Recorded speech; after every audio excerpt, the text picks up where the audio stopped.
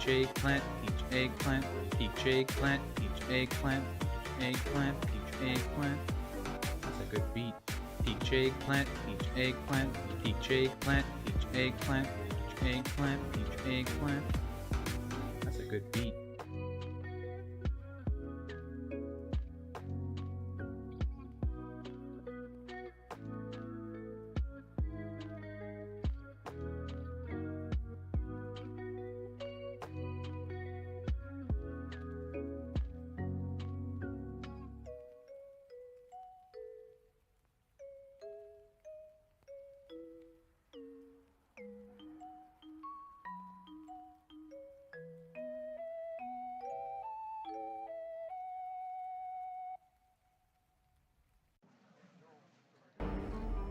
Hello there.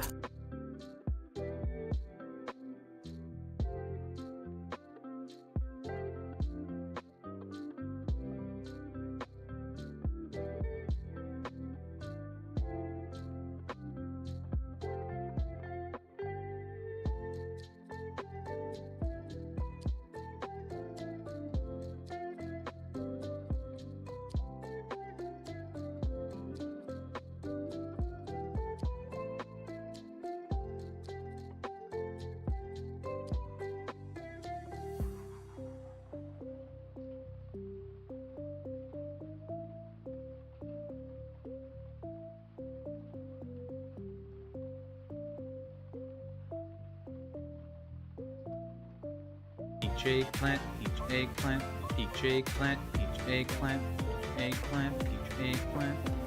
That's a good beat. Peach eggplant, peach eggplant, peach eggplant, peach eggplant, peach eggplant, peach eggplant. That's a good beat.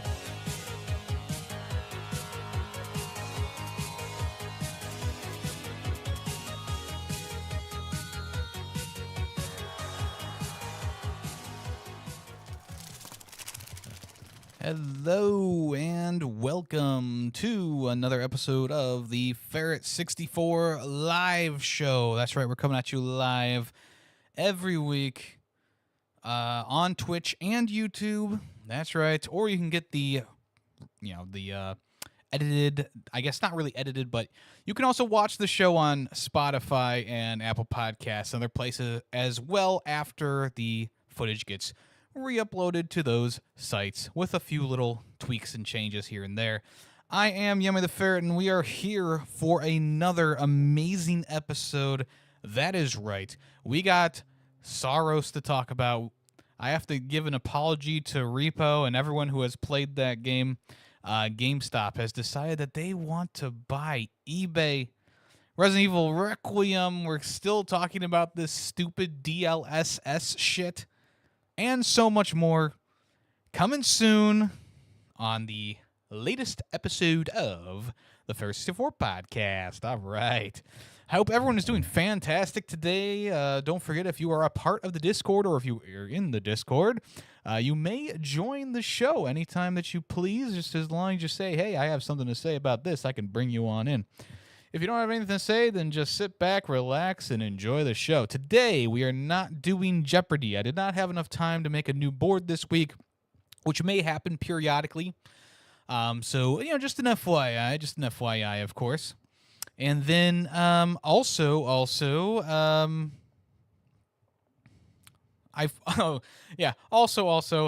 it took a lot longer than I expected to put the episode up on Spotify and stuff like that, mostly because it's a very large file size, and my new internet speeds don't upload quite as fast as the old ones. So it took me a little bit longer to, one, edit it, and two, it took me a little bit longer to upload it than I was expecting. But we got it all done. It's all good to go. We are good to go. Anyway, thank you to Megaldoor and Lucy for the resubs today. Very much appreciate that. It is not a requirement, but I do appreciate it, of course. And thank you for the level 1 hype train. All right, folks, anything else I got to say? So the podcast is going to be live on Wednesdays now. I was originally thinking Monday, but it's got to be Wednesday, because Monday, every other week, I record episodes for my other podcast, Film Freaks, with a Z at the end. And that's just not going to work out. I'll have no time to do. I just can't do two in the same day. It's not going to happen. Not going to happen. Plus, I wanted this podcast to be a little bit later in the day, so that I can get everything I need to do done, and I can eat and all that stuff. So that is the gist of that. So we got a lot to talk about today, but I do want to make sure that the episode is not bloated or too long, because I was just kind of wanting to catch up on some things I've been working, some things I've been playing here. Probably not going to be too long of an episode, but I say that a lot. And you know what happens? The episode goes for 2 hours. So we'll see what happens. Of course.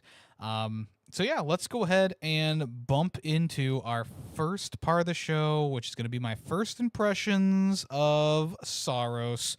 Roll it.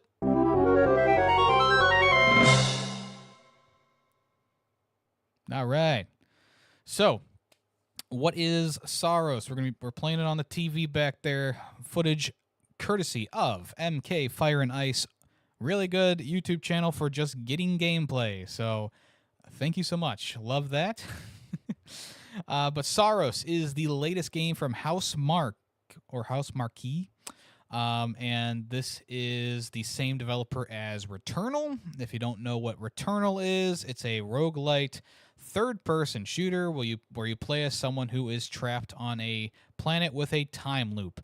And SAROS is kind of the same idea. You are stranded on some strange planet, and you personally are the only one who is able to revive and keep going. Everyone else just kind of dies, which kind of sounds like a skill issue to me, honestly. If I'm being honest here, a bit of a skill issue on their part. But essentially, you go out and you're trying to find the other survivors of the crash, and or find out what the heck is going on, because people seem to be getting obsessed with the sun and the eclipse that happens. They go crazy. They do crazy things. It doesn't end pretty, and So essentially, you go out there to fight these beasts. They're kind of mechanical, I guess you could say. So they're kind of like beast machine type things. They kind of combine towards the second part of the game. But that's essentially the gist. If you know what Returnal is, you're gonna know what SAROS is, and If you don't know, personally, I wasn't a huge fan of Returnal. I think I've talked about it on here a couple times. I tried to start up a new playthrough. I think it was last year sometime of Returnal, and I was just kind of like unbothered by it, I guess is the word I want to use. I really was not a fan of Returnal for some reason, and I liked the creature design, these like tentacle monsters that float around. I liked the idea of like these different colored bullets, and some of them are faster than others, and the idea of like these really crazy bullet hell boss fights and stuff like that. And I liked the idea. I mean, I thought the graphic style was great. The soundtrack was really good, very sci-fi heavy, of course. And I like the idea of like being this like lost astronaut who just kind of stumbles upon a planet, and there's like these parasitic tentacles that attach to your suit and give you buffs along with debuffs. And I just think that that was such like a cool idea. And it's just too bad that the game just did not vibe with me. I really didn't like the combat in the game. I thought that the whole mechanic of the roguelite mode was a little bit too punishing for a first party Sony game, at least. And like these are of course personal issues. I mean, a lot of people loved Returnal, of course. I mean, I'm not here to like be the negative Nancy here on Returnal. I'm just saying, like, in my honest opinion, or my honest you know, experience with the game, it just didn't really mesh with me. So when I picked up, or I saw that SAROS was coming out, they introduced it at like at the end of one of those state of plays. I was like, okay, I'm not like super hyped about it, but it's cool that this studio is making more games and they're doing more things. And what ended up happening was they kept showing more and more gameplay and talking about how the game is essentially improving what Returnal set up, and also the various new features that are included in the game that give it a lot more playability for someone who maybe doesn't enjoy roguelites 100%, like myself. Like I mean, I'm not gonna. I don't think I don't hate roguelites. And honestly, a lot of really fun games are roguelike games, and a lot of games that have been in my top 10 games list have also been roguelites and roguelikes. Like Hades and Inscription, which won Game of the Year that it came out, and there's all these different games that that have come out that have been roguelites and roguelike, and I do enjoy the genre, but I think that I'm kind of I was well I was burnt out of roguelite pretty much from the get go. I find those games to be a bit annoying because of the fact that like you can be having the golden run and just get like squashed and towards the end, and then you have to restart the entire thing, and you're not going to really get that golden run again until you get lucky enough to get that. Now, of course, people who are really good at these types of games, they can obviously get around the issues with not getting the perfect run or the perfect seeding, but SAROS doesn't feel that way to me. I don't feel like each run is a completely new and unique experience like other roguelites. And I don't know if it was the same way for Returnal either. But for me personally, when I am playing SAROS, it just feels fresh enough that I'm not bored. But it feels similar enough to my last few playthroughs that I'm not like second guessing myself, like, oh, should I go this way? Should I go that way? Blah blah blah. It seems like there's a lot less areas to traverse in these not open world, but these roguelite sections. And what that does is it gives you a good sense of the layout of the land. You obviously you still get like those random pieces put together, but at the same time you kind of understand like, okay, so when I see this puzzle, this is how you beat that. Or if when I see this landscape, I know that there's going to be enemies here. And I think that helps me a lot because, Returnal was very much like, oh, hey, you're platforming across these platforms, and there's maybe going to be. What is Google listening to? I have no clue what that was. But yeah, you're maybe gonna get the same boss, or not boss, but the same enemies, or maybe there won't be an enemy there this time. I don't know. But I mean, that's the thing, right? Like it's baked into the DNA of a roguelite. And we've had roguelites and stuff for so long now. The genre just kind of exploded with Hades and kind of went from there. And I feel like at this point we are reaching that sweet spot of there's a roguelite that is for everyone, or not for everyone, but there is a roguelite for every play style, right? You have the easier ones, you have the more difficult ones, you have the ones that are kind of like in that sweet spot, you have the super unique ones like Inscription and stuff like that, you have the ones that take the formula and just completely twist it around on its head, you have the ones that are turning everything into a roguelite. There's so many different roguelites now, and I think that this has more or less caused the genre to at least loop back around to a place where I can have fun with it again. And when I'm playing SAROS, it just feels so good. Like, I love the gameplay style. I like the combat. I think that the story elements in the game work pretty well. And I like the entire vibe of the game. Like, I was complaining that the game looked too brownish. It had that orange glow to it. And yes, it does have that. But when the eclipse happens, the landscape and everything kind of like changes, and it's really cool. It's a really cool vibe when all that stuff changes. And the 3 different places that I've gone through to now do have very different vibes. Like the first one is very mountainous, and it's got like this red and black kind of rock that's interlaced throughout the entire area. And there's like ancient ruins that are destroyed, and you're kind of fighting around those ruins and rock formations. And the enemies are, a little bit more straightforward. Most of them do like basic attacks, but then of course you have the one that comes out of the blue and tries to wreck you from behind.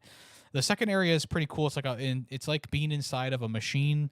There's new enemy types or new styles for the enemies. They look a little bit different, but it's essentially a giant like industrial area, almost like when you go into that place with Resident Evil Village, where it's just like a bunch of mechanical stuff. It kind of reminds me of that. And then the third area is this much more like sweeping landscape. It almost reminds me of that first area from Star Wars Jedi Fallen Order. And I think it's pretty cool so far. And with each area, you get a new ability. So obviously the first area is very much like, hey, here's the ropes and what to do with the game. Once you beat the first boss, you unlock the big jump ability. There's these jump pads, almost like the Banjo-Kazooie ones. And you jump off of them, and it gives you massive height. And you can go back to the first area, or when you're going back through the first area after you die, you can use those to get extra things. And then the third area comes around after you beat that boss for the second area, and now you have the grapple hook, which opens up a lot more stuff in the first 2 areas. So these are things that I think help really expand the game. It also quickens the pace of your replay. I went from doing an hour-long run in the first area to getting it smashed through in about 20 minutes or so, pretty consistently now, even less. And that's the kind of thing I want to see, because with Returnal, it felt like a struggle every single time I was going into that game and trying to get through that first area to get to the second boss, right? Or get to the second area with the second boss. This game it feels so smooth. You beat the first area. You can even like go straight to the boss fight after doing the eclipse, and you go right to the boss fight, or you can go right to the boss fight, take out the boss, continue to the next area. The next area is a little bit more like, okay, you have to do everything that you did already, but it goes by really quick because you know the enemy types, you know the rooms, etc., etc. So boom, boom, boom, boom, boom. You get through that, you go beat the boss, then you're on to the third area, and you kind of progress from there. So the whole game is about essentially building your character up, getting the best weapons, getting the best stuff, and just trying to remember the enemy configurations and stuff like that and what each enemy does, and boom, bada bing, you're good to go. Saros does not have checkpoints. It is a roguelite. When you die, you're dead, and you restart back to the beginning. You can save the game at any time, essentially, by quitting out, but when you load back in, you're right back where you were. So, yeah, there's no checkpoints, anything like that. You can enable help in the game. After you beat the first boss, there is a section that you can open up that's like, hey, make the game easier by giving you more damage, giving you more health, etc. I don't know if there's like a checkpoint system associated with that. I didn't really mess around with that too much, but essentially, the game it just flows as Returnal does, where you do everything again. And like I was saying, it's not a detriment in this game because I feel like you just flow through. You enter that flow state with this game, and it's just like it just really clicks. It really does. So once you get through the first fight, you get some upgrades, you do that stuff, you start to get better gems or whatever they're called. I forget what they're called in this game, but they're essentially power-ups or whatever for your character, and you can remove stuff and put new stuff on. But pretty much after you get to that first boss fight, things start having negative effects to them, so more recoil, less health, et cetera, associated with the damage boosts and stuff like that. So, much like any other roguelite, it's a bit of a give or take, a bit of a give or take.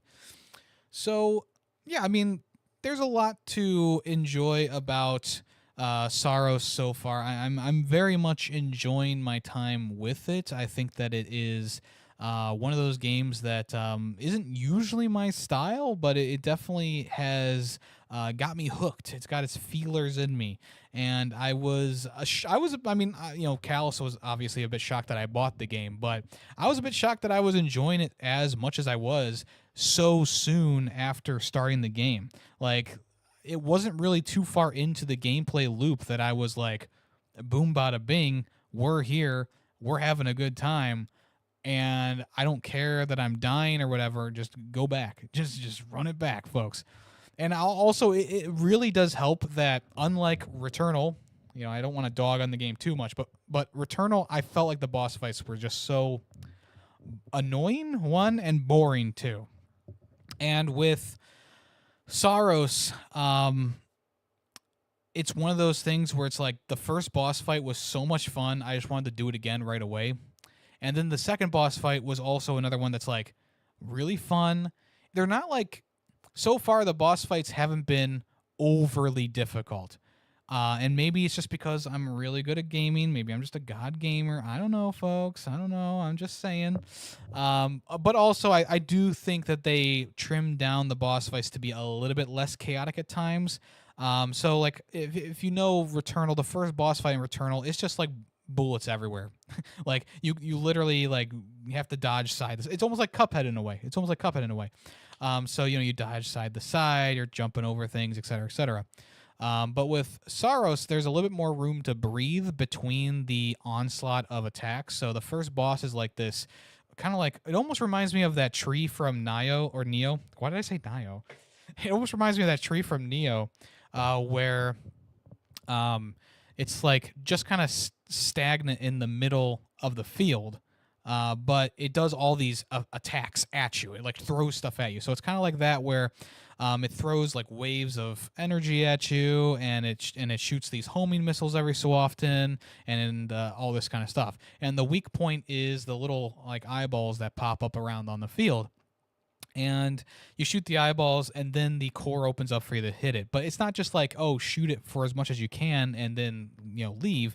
It continues to attack you when the weak point is open up. So it's one of those things where it's just a really fun game flow for the boss fight, and there's 3 stages to it. They don't hide that there's 3 stages to it. It literally shows that there's 3 health bars right away on the screen, so you're not going to be surprised when the second phase starts or the third phase starts, right? And each of these phases are a bit different. Now, the first 2 phases are pretty similar. The only difference is that it throws out these egg sacs that throw yellow bullets at you. The third phase, though, it shrinks the stage, and then it shoots down this narrow hallway, so it really gets super intense. But the give and take here is that the weak point is open the whole time in the third stage. So I like games that do this, that give you more of a challenge, but then they also have this little give for you as well. And that's what I like about the first boss in this game, SAROS. The second boss is this stationary turret that's firing at you. And then it sometimes pops up little aggro turrets around. It was a very interesting boss fight. I'm trying to describe it in a way that's not going to be spoilery, because I want you guys to play the game because it's really good. But essentially, it has like these attacks where it just kind of like drops a different color ball, and it blows the bullets towards you, and you have to decide which side to be on, et cetera, or you jump over them with the jump pads. I haven't made it to the third boss yet. I died while going through the third section, but yeah, the second boss fight was really cool. I really enjoyed that.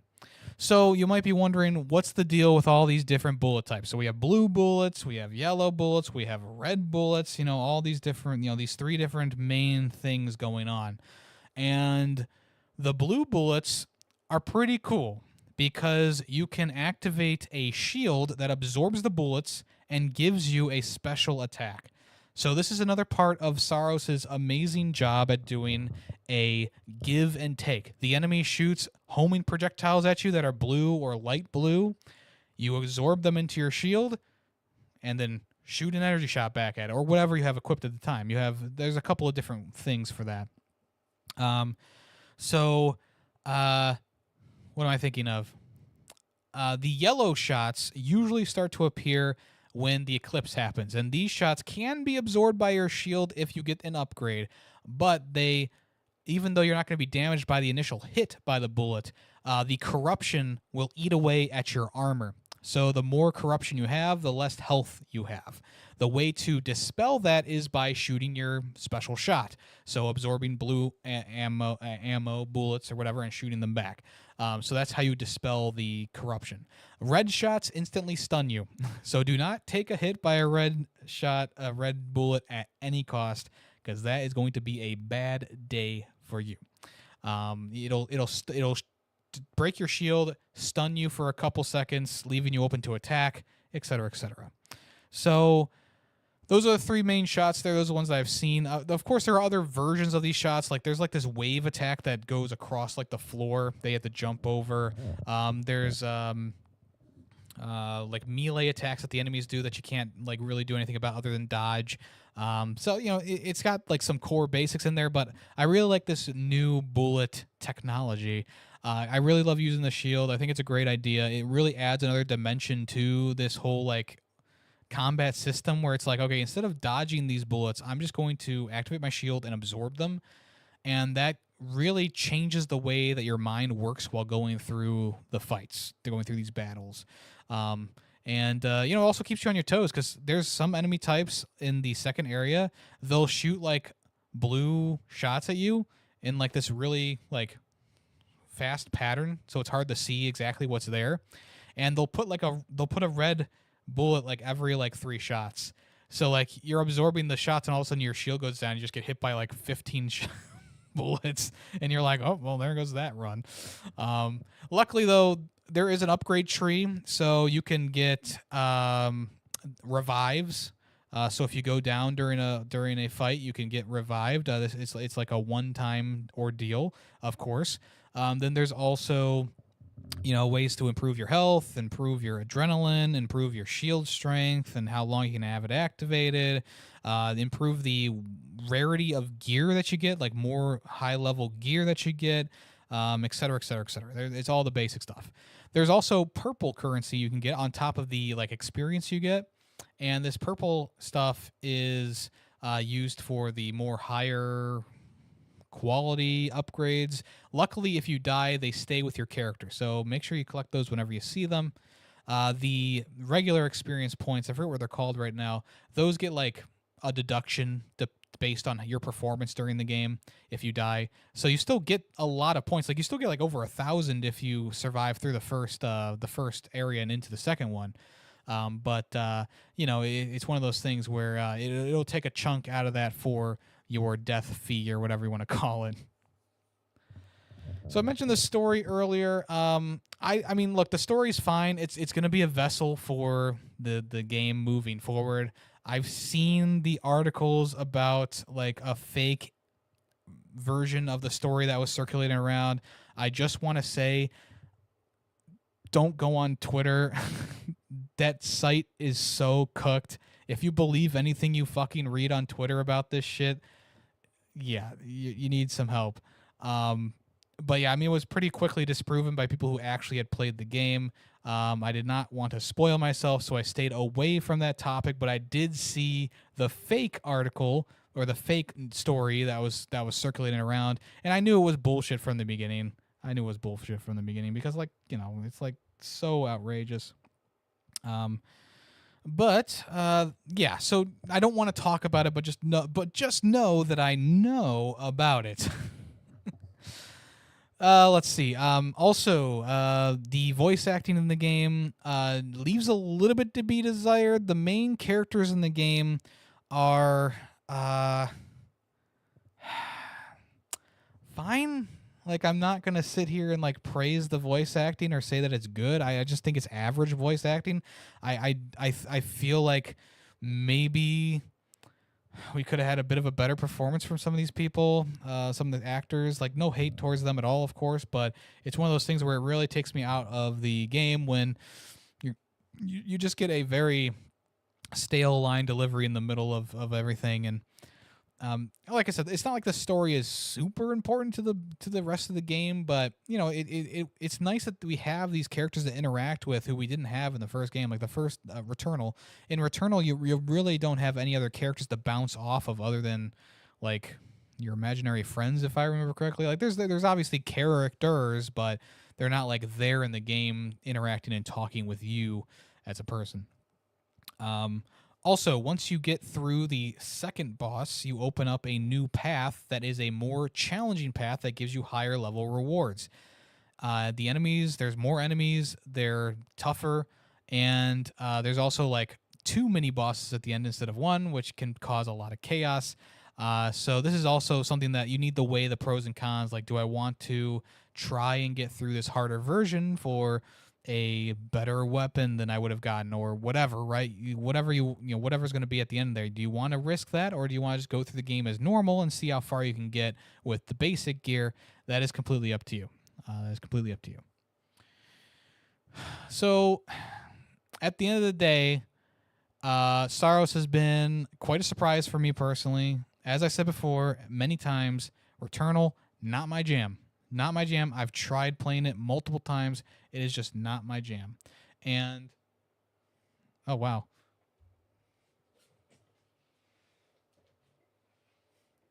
You know, it should be illegal for them to fucking have a 90-second plus ad playing and not just automatically skip itself. That's all I'm saying.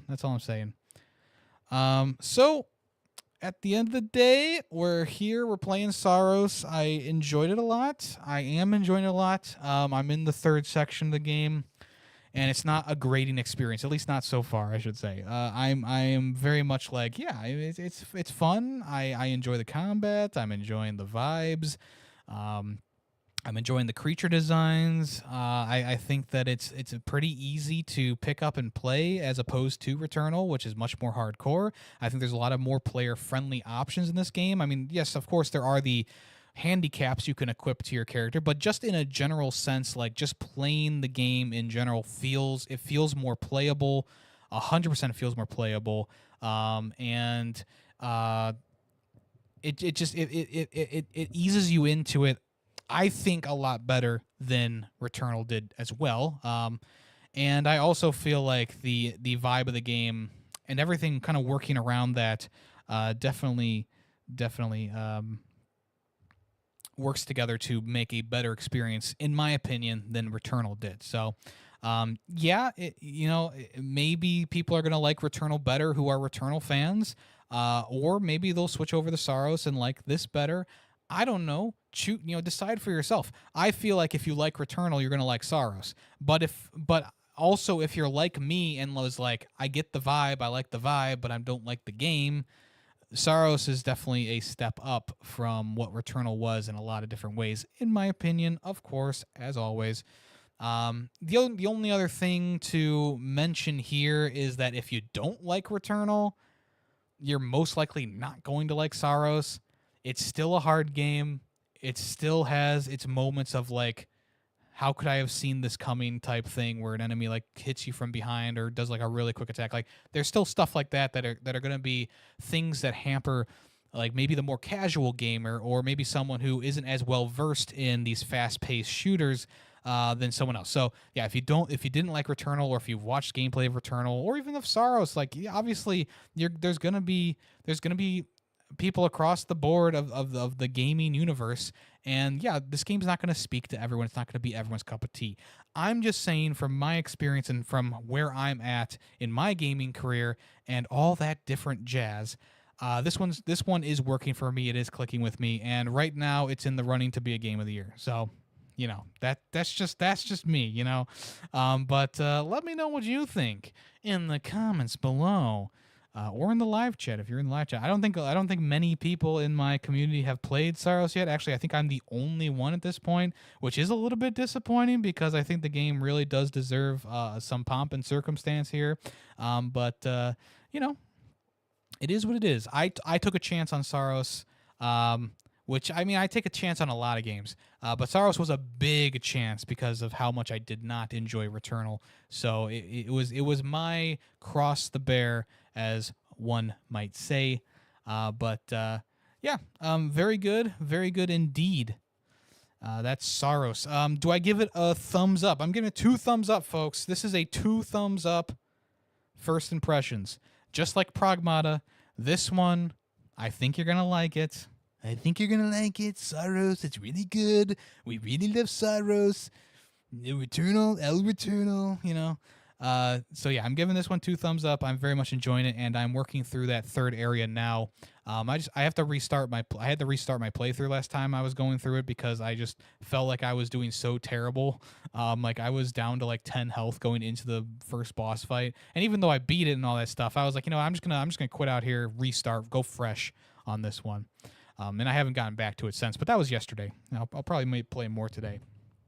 Whoops. All right, I'm going to take a quick break here. Don't touch that mouse. Don't touch that mouse. I'm going to take a quick break, and I will be right back. I just got to get a little water.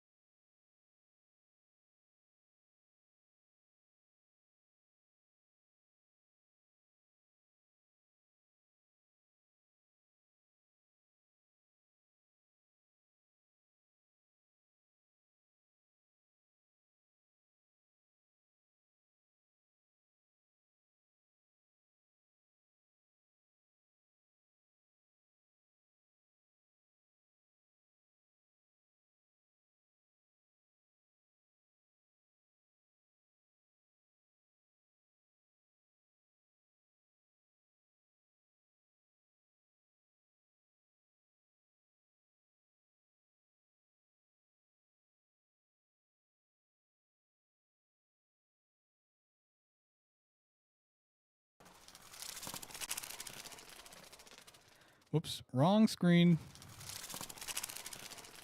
That's how it goes. That's how it goes. All right, we're going to move on to some... Actually, this is probably going to be a little bit of a review, I suppose. I'm just going to call it a review since I'm probably not going to talk about this game again. But we're going to talk about R.E.P.O.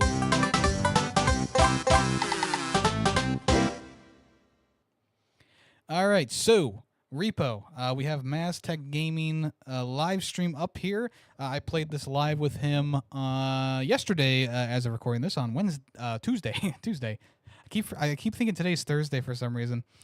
And as you may or may not have known, I was a bit of like not a hater of R.E.P.O, but it was one of those games that I never really even thought about playing because it's one of these games where it's like, okay, you're in voice chat and you're playing with people and there's monsters and blah blah blah, and it just didn't sound like something that I was like really too interested in playing. I mean, obviously it had its real big moment in the spotlight, probably a year ago now, or maybe even a little bit more at this point.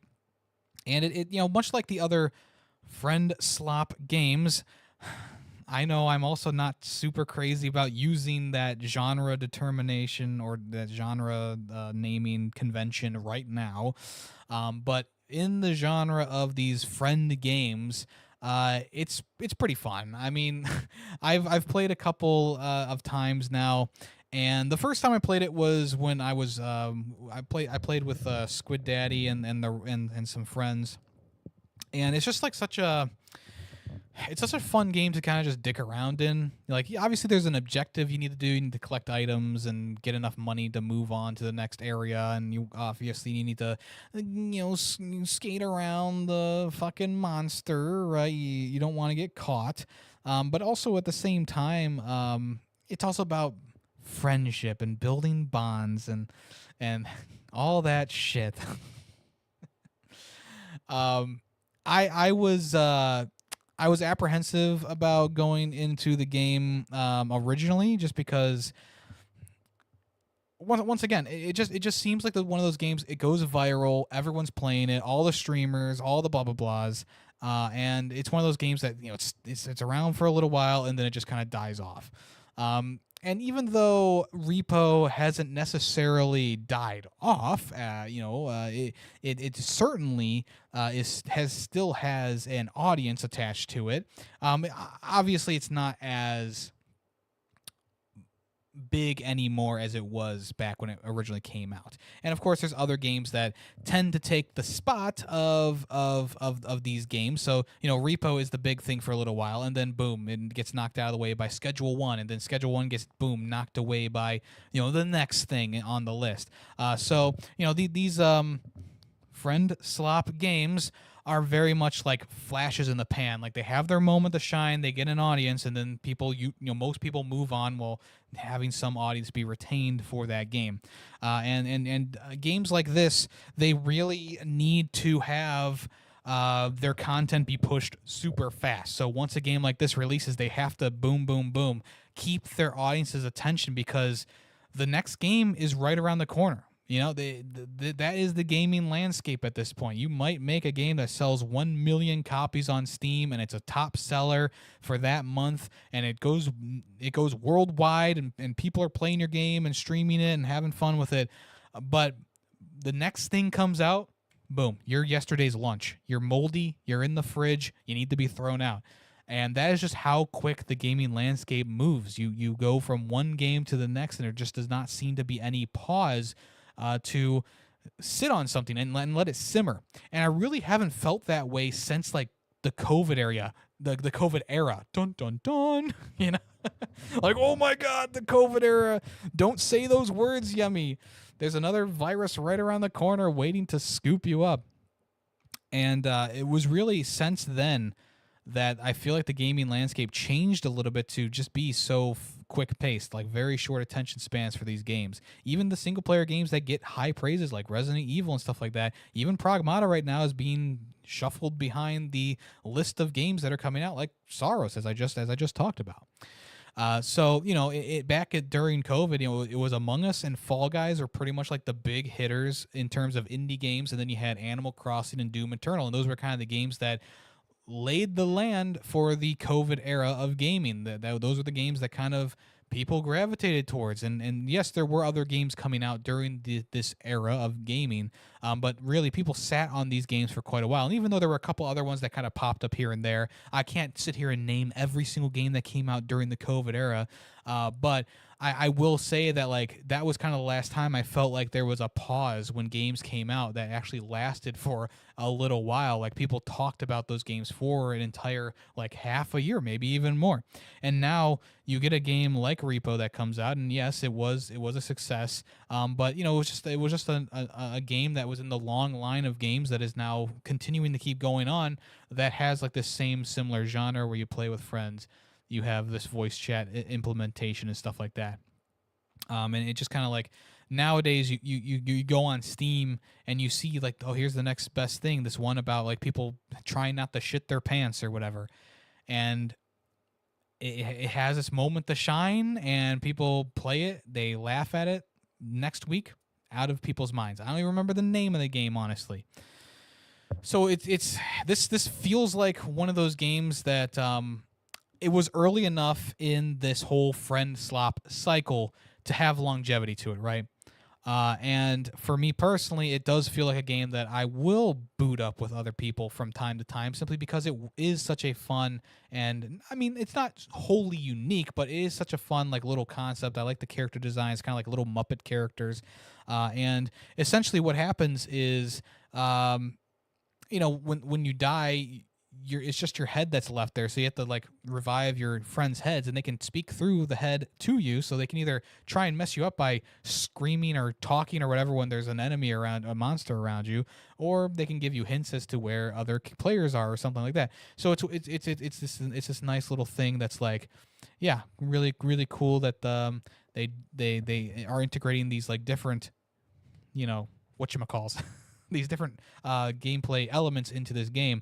And like I said, it's not wholly unique. Like, we've had plenty of games where you use voice chat and you talk to people, and as they get farther away, it gets harder to hear them. And yes, we've had monsters chasing you around while you're trying to gather supplies and stuff like that. Like, yes, it's all been there. But Repo does it in a bit of a more funny style. Like, instead of it being a bit more like serious, like your phasmophobias and stuff like that, where it very much is like, okay, you're hunting the ghost and you got to do all this very specific stuff and solve this puzzle. Like Repo's very much like, okay, just get the item, put it in your cart, sell it, get out of there, run. And obviously, as you go through the game, it gets progressively more difficult, because at the end of the day, it is a roguelite. It's actually more of a roguelike, because you don't really keep anything. You don't keep anything through playthroughs. So yeah, it's roguelike, not roguelite. So yeah, I was just kind of like vibing with this with Squid Daddy and stuff like that, and we were just having a lot of fun, like yelling, screaming, cracking jokes and stuff like that. And it was like, yeah, I could definitely play that again. And then here comes Maztec Gaming, who I think it was Tuesday afternoon, was like, hey, I don't know what to play. And then all of a sudden he was like, let's play Repo. And I was like, yes, let's do that. So we got to play Repo together on his stream with the Flunk Waffle, I think his name was. Yes. And it was just another really good time. Like, I think it's so easy to just kind of like connect with a game, especially like you're playing with people who you've known for a while, or maybe even people who you've just met, and you can just have an automatic fun time with these people. Like, I don't think you're gonna have an enjoyable time if you just join a public match and like, I mean, obviously you can have those good interactions, but it's more likely to have a fun interaction with people who who you have some rapport with, who you can kind of joke around and fuck around with, while also taking the game a little bit more seriously too. Like actually whispering to people when there's a monster around and stuff like that. And I don't think the game's perfect by any means necessary. By any means, this is one of those games where it does have its jank. It does have its unfair feeling moments, and for a lot of people, it could be a bit of a detriment to the experience, because like there was a moment where this like monster that like claps and like does like shockwaves and kills your character was just kind of like roaming around and like chasing one of the last people who was alive, and it reached through a wall and did the attack and killed the person. And I was like, that, like any other game, I would be like, fuck this, I'm out. But because it's just a silly little roguelite game, it's not super serious, etc., etc. I can take it in stride. You know, I can take it. I can call out its bullshit and I can say that was not fair. But then I can also take it in stride and be like, yeah, you know, at least the game is still fun. Like I'm still having a good time with the game. And of course, it really helps that you have friends playing with you, right? If you're playing this game solo, it's not going to be a similar experience at all. Like it's going to be completely different because it could feel more horror because you're in this dark area by yourself trying to get things and try and get around these various enemies. And you know, when you die, and that's pretty much it. But when you're playing with more than one people, I think the sweet spot for this game is a 3 to 4 player squad where you have enough people to survive running into a monster with, you know, together with other people, and two, you know, there's more like the high, it just everything goes a little bit faster. Like everything's a little bit faster, more people gathering items and et cetera, et cetera. So, I mean, look, I'm not going to sit here and say like R.E.P.O is the next best thing because it's already been the next best thing and it's already past that. But I will say that I was wrong. I definitely should have checked this game out when it originally came out. But I was also in a different spot back when this game came out. You know, I was playing games to just check them off my fucking list and move on. And this is one of those games where you can't really do that. It's like you got to play it. You got to just play, and maybe you'll get to the end. Maybe you won't. You're most likely not going to get to the end. And that I've been trying to change my gaming habits to be less in that mentality of just like playing a game to finish it, you know. So this is a good next step here, playing a game that's just kind of like a fun game, a party game essentially. And I'm still not crazy about the monkier of friend slop. I personally think that it sounds much worse than it actually is, you know. Like I think that the idea of slop is inherently negative, and a lot of these games that are you know placed in that genre, quote unquote, again, I feel like they're not slop. Like they're obvious, like in any genre there is slop, right? There's people just chasing a paycheck or putting something out that's highly inspired by another product, and it just being like, okay, here's Schedule 1, here's what was the game that came out along like that was kind of in a controversy with Schedule 1? It was the drug simulator or something. It was something like that where like Schedule 1 comes out and then this other game comes out that's very similar. Like I feel like you got some slop there, right? If two games are coming out at the same time, like yes, two people can have different, you know, the same idea in completely a vacuum in two different places, right? But if you have a game coming out that's so similar to another one, it just feels a bit sloppy, right? And in this case, like with all these games coming out in the friends slop genre that we're calling it, you can start to see some slop coming out. I feel like that game that was about people trying not to shit their pants, very R.E.P.O-like in a lot of ways from what I saw. There was another game that was very Peak-like, the game where you climb mountains, but the game was a little bit different. Like it had a little bit of a different spin on it. And this is where the slop in friend slop comes, you know, starts to really rear its head and show its colors. And it's like, you know, I want to give any game the benefit of the doubt. I'm a person who likes to just kind of go into a game not having too high of expectations. And in this case, with this type of genre, what's the point of having high expectations for a game you play with your friends, right? I think the expectations are cheap, quick to play, quick to start up, and it has a fun gimmick to it. You know, that's really all I want. There's your 4 elements right there. Okay?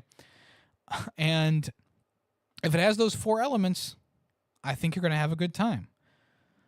But if it also has no replayability, if that unique aspect of the game is just the entirety of the game, I think if there's not a content plan laid out within the first couple of weeks, and I also feel like if the game is too similar to something else that has recently or already have come out in the past, I think those are 4 elements that can break the game as well. So with R.E.P.O, it's very similar to another game that we got in the same genre. I always forget the name of the game, but it's the one where you're in like the space suits with the gas masks and stuff like that, and you're in like this industrial complex, and you're collecting things and bringing them back to your ship and selling them, right? It's got that same mechanic, but they put their own unique little spin on it, making it more goofy, making the characters like these little Muppet characters that bop up and down. You can change their facial expressions. Having the monsters be a bit more cartoonish. Like there's a clown anglerfish type thing. There's a enemy that like lays balloons around and they pop and they alert enemies. There's like a ducky that if you touch it, it turns into like Jaws and starts attacking you. There's a dog that if it gets attacked by you or the monster, it turns into like this big buff dog, kind of like from Undertale, right? Yeah, there's so many like little fun things in there mixed in with what we already know from the last iteration of this type of game. So I do feel like it does enough to differentiate itself from the rest of this genre. I feel like it does do enough to make a unique experience, and that's not just the same as the last game that came out before it. And I do think that it involves some luck in there as well in terms of like getting off its feet and going. But it is at a good price point, $10 without a sale, and it has been on sale for like the past year now for $6. So I think it's a fair enough price to pick up and play for at least a night or two with your friends, and maybe you'll play more of it. I don't know. All I know is that I do feel like playing the game more. Like it's fun. Maybe it'll wear out its welcome in the future. But as of right now, yeah, I just had fun with it. I had fun playing with my friends, and what more can you ask for? Really, what more can you ask for? So, I just want to test the waters here. Let's switch over to my desktop. I would just like to see if there's any new friend slop out there right now, and how different it is compared to the rest of the genre. I meant to open Steam before doing this, but it is what it is. We're doing it live. And don't worry, I have hidden hentai games on my Steam library because, not my library, but in my Steam store, because that is all you would see if that was turned on. Here's that so content warning is a bit of a different kind of Friends game where you record stuff and you upload it. This is a unique one as well. They actually released this game for free when it originally came out, which I thought was pretty crazy. But if we go to the new releases here, we can see if there's anything new in the Friend Slop marketplace.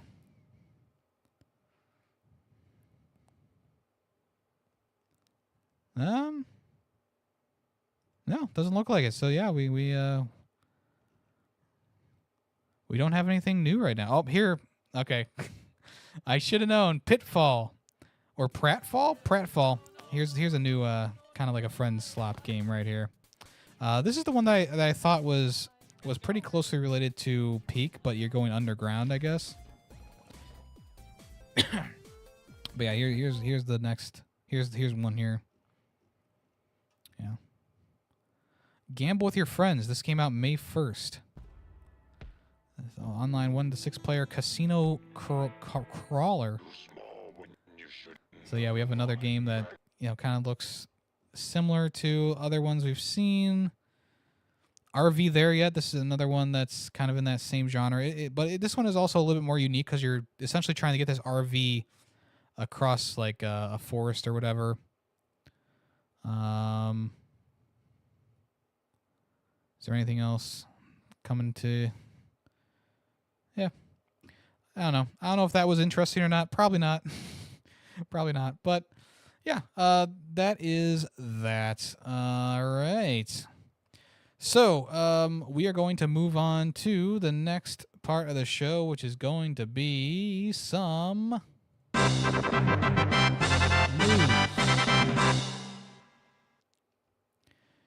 All right, people have been bugging me about this in the chat, and I've been trying to ignore it because I'm trying to record a podcast here.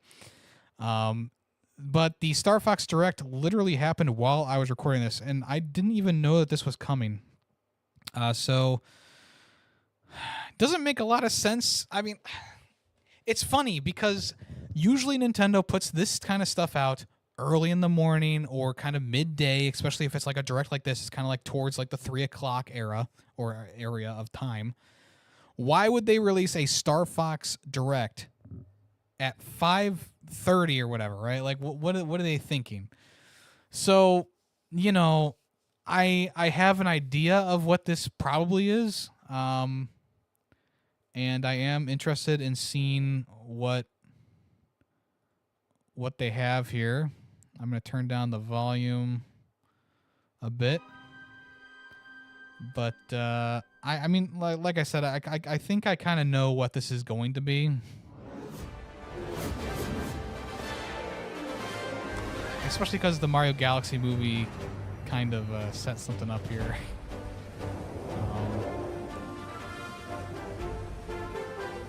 This is looking good. Atmospheric entry complete. Extend the wings.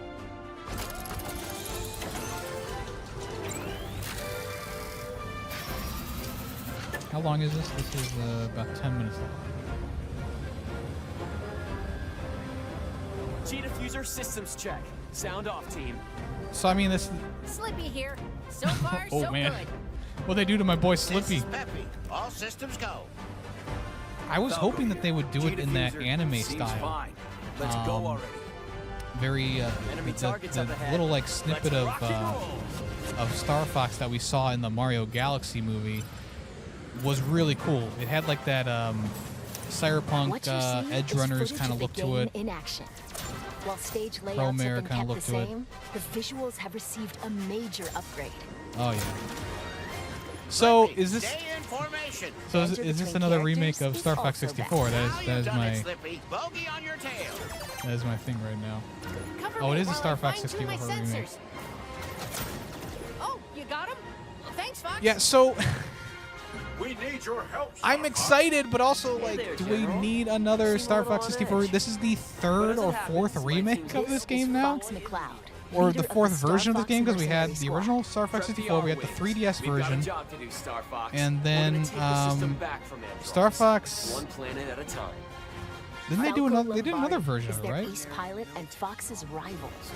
Sounds perfect. There's no I don't know, way this- Andros would expect The us to launch hyper realistic ourselves there. characters are kind of You up for another challenge, Fox? throwing me off here. I will say. I was really hoping that they were going to go for more of that like emanating from within. Slippy anime Toad is style. the team's engineer extraordinaire. I will be here for this game. Don't worry. Do you realize I how love Star rare it Fox is to 64. It's one of my experience favorite games unstable now that I've warp played channel?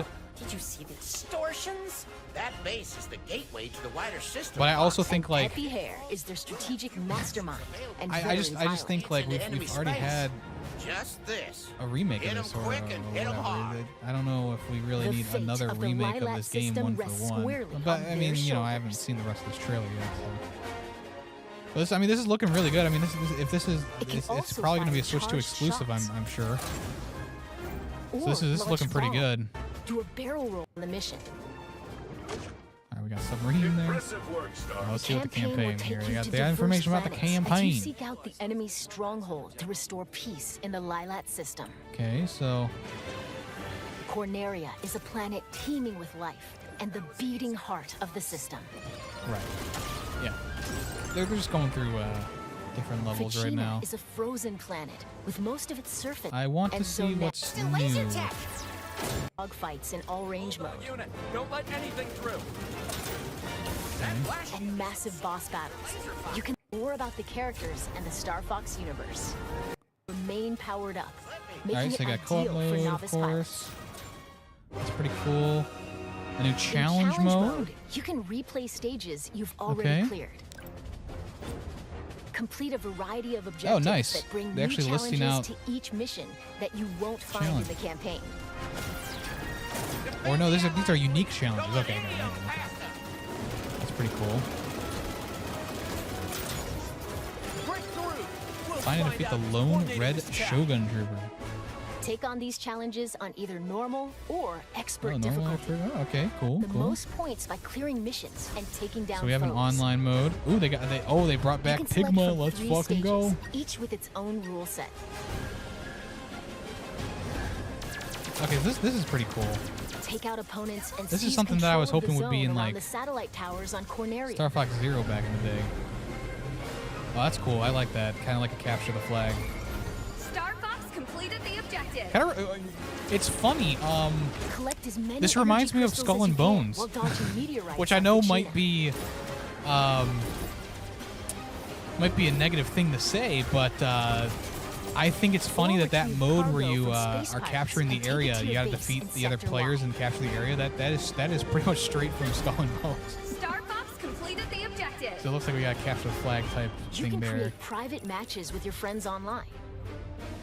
Or match up with random players from around the world. Nice. Making Okay, for a so you can play variety with of ways friends. To join team Nintendo has battles. always been a little bit iffy about like Plus, if one person being able has to the play game, with up people to who are on 4 your players friends can list. take to the It's skies so locally weird. With Game Share. Game Share, of course, being able to share it to other Or consoles. online, using Game Share via Game Chat. Yeah, I mean game chat, whatever, you know. Ooh, game chat, folks. Oh shit. By holding your Joy-Con 2 controller All like right, a we don't mouse. need to know any Done it, mouse. Slippy. Bogey First on person your tail. mode, Entering cool. Corneria City now. Pilot mode. So there's just different ways to play, of course. There's a little bit something I'll for target everyone. The lights on the left. You guys go right. Who's Cat? It's a trap. Take him down. It's a tarp. This game. 珍しくしてみました I just want to. 発売します Wait, is it coming out June By the 25th? way, this game also supports character avatars, which let you change your face in game chat to look like a character. こんな風に Wait, For the Nintendo Switch 2 system, Star Fox launches June 25th. に発売します what a W. What a fucking W. By the way, this game also supports character avatars, which let you That's- change that's your face literally in a game month chat to away. look like a character, こんな風に like this. ことができる That's insane. June 25th? How do I look? That's well, I mean, technically it's like a month and a half away. Holy shit. It doesn't just capture your head movement. Wait, what? They're using face rig But technology. your mouth movement? All right, this is pretty insane. Blinks. Did you ever want to be And a your Did you ever eyebrow want to be a movement as well. VTuber? Here's your gateway into being a VTuber. This is pretty cool though, like especially if you're have a at compatible oh, USB that's cool. camera, please give it a try. That's cool. When using character avatars to look like a Star Fox I character, like friends that a playing lot. other games I like can that a lot. I also think see that's your really new going to look. add some immersion to This the game also multiplayer. supports the Nintendo 64 controller. Okay, that's kind of cool too. Not gonna lie. Those who played the Nintendo 64 version can enjoy controls that feel even closer to the original. This is Since its debut on the Super Nintendo Entertainment System, What are they the talking Star about Fox series has had a long legacy on Nintendo platforms. It sure has. Starting out as Along a that tech journey, demo. It set out for adventure. And join the battle in the Super Smash Bros. Series. They didn't We're show grateful Star that Fox you've Assault. continued to support the series for more than 30 Wait, years. they didn't show Star Fox. They showed Adventure, but not Star Fox Assault. If you've never experienced the series before, we hope you'll give Star Fox a try. 遊んでいただければと思います It is a bit weird that Finally, they are we'll calling it finish this Star Fox, presentation just Star by Fox in sharing general. the game's prologue, which depicts a past battle involving James McCloud, father of the protagonist Fox. ながらお別れしましょう Thank you very much. Oh, thank you. You've made a lot of Star Fox fans very happy. So it looks like we're doing. They're showing off the prequel mission. Okay, so here's the prequel mission. I don't know how much of this I want to watch, but that's pretty cool that they're doing a little bit of a Is that Dr. Andros? prequel here because, as you know from other iterations of Star Fox, like Star Fox Assault, Fox McCloud's dad and Pigma have a bit of a history, but it's never really like, spelled out. So that's really cool. A bit of a spur of the moment type thing. That's pretty cool. I like that a lot. Hey, as a person who's a Star Fox fan, it doesn't get much better than that, other than the fact that like it's just a remake of Star Fox 64, which is still like good, but it's also like I was kind of hoping for like a brand new, fresh game, but maybe this will be a gateway into getting something new in the future. I think that it's perfect timing because people love Star Fox. People love Star Fox in the Mario Galaxy movie. Yes, it does. Yes, people do. Also, this wasn't something that was spoiled either. Like this is a shadow drop for the ages right now, because oh, maybe I guess there was a rumor for a Star Fox game, but I was mostly hearing about an Ocarina of Time remake. That's the thing I was mostly hearing about. But yeah, it's really cool. I'm very excited for that. June 25th, Star Fox comes back. That's pretty cool. I like that a lot. I'm gonna say that a lot. I think there's a lot of cool things that they're doing with this game. The new challenge mode, the avatars that you can use for like when you're playing online. That's the kind of stuff that I want to see being utilized in these Switch 2 games. You know, I want to see them using the Switch 2 hardware with its gimmicks and actually implementing them in interesting ways. And this is like the most interesting way that they could have done this is implement these avatars in like this face rig kind of scenario where it's tracking your face with the camera. So this actually gives you a reason to plug a camera into the system other than just chatting with your friends. Now you can actually have like this animated avatar that mimics your face and moves while you're talking. And that, I feel like that just adds to the overall immersion that this game is going to bring when you're doing multiplayer mode or just playing online with your friends, or maybe even not with your friends. So yeah, I feel like this is a big W. I'm hoping that it's not going to be a full price like $70 game, but at this point I wouldn't be surprised. But for a spur of the moment type thing, that's pretty cool to find out. Very, very happy about that. And as a person who is newly like a fan of Star Fox Zero, I'm very happy that we're getting a new Star Fox game. Well, new, quote unquote. Still a little bit disappointed that it's just a remake of Star Fox 64, but as I've said in the past, like Star Fox 64 is obviously one of those goated games that's just going to kind of stay in the zeitgeist for as long as possible. So, you know, it makes sense that they're redoing it and remaking it. And obviously this is a complete ground up remake. Like, it's not like the 3DS version where it kind of still has that 64 style. Like, this is from the ground up. They've redesigned the characters, looks like they redesigned some levels and added some new stuff in there. They've probably updated the voice acting, of course, as well. They definitely updated the voice acting. So yeah, cool stuff there. Very, very excited about that. I don't know what to say other than that. That's pretty cool. Very, very cool indeed. So, yeah. Okay, let's move on to the next bit of.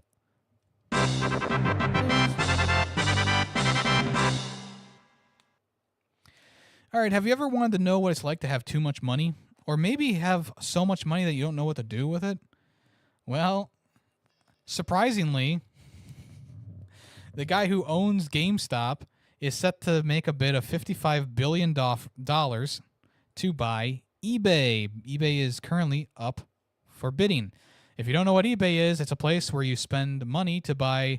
It's essentially a garage sale online, if you don't know what that is. Or if you don't know what eBay is. But at this point, who doesn't know what eBay is? If you don't know what GameStop is, it's a place where you buy games. Now, I don't know how this integration of GameStop and eBay would work. I would guess it's going to work mostly like, the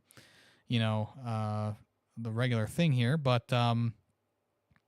he is set to buy eBay for $55.5 billion. This must be, since it was founded to gain that much money. So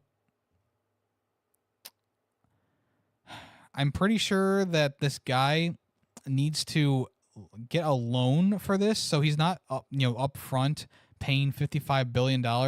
He's actually only paying like $1 billion, and he's getting like all the other money from a bank, right?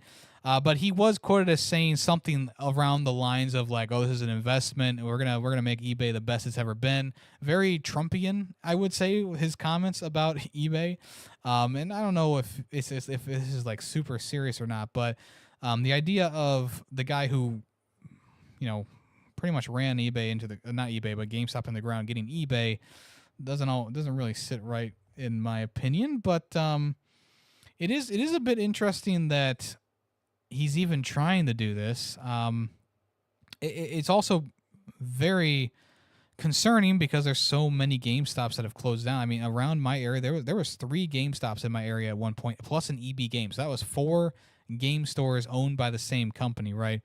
And eventually they've all kind of closed down. First EB Games closed down, then the store that was closest to another store closed down, and then the store that was inside the mall closed down, and now we just have one GameStop. And it's like, well, eBay doesn't really have physical storefronts, right? So it's not like you're just going to close down eBay storefronts. But also, like, I don't see the return for investment in this. Like, yeah, you buy it for $55 billion, but like, I don't know how much money like eBay makes from the sale of items. And I really haven't sold anything on eBay in quite a while. I mean, obviously they take a cut as as any company would, but also like, I don't know if that's. I just don't know. You know, it's one of those things where I've never really sold anything on eBay. Maz says it's about a 13.6% cut. So I mean that's a pretty good cut there, and people are selling a lot of items on eBay. But I don't know. He's saying this is going to be a huge return on investment, but at the end of the day, I don't see it. Like you're going to spend $55 billion to buy eBay, but are you really going to get the money back from it? I guess he'll find out. He'll fuck around and find out. And maybe in a year, I'll be talking about how eBay is closing its doors. I guess we'll find out, huh? All right, we're going to do another.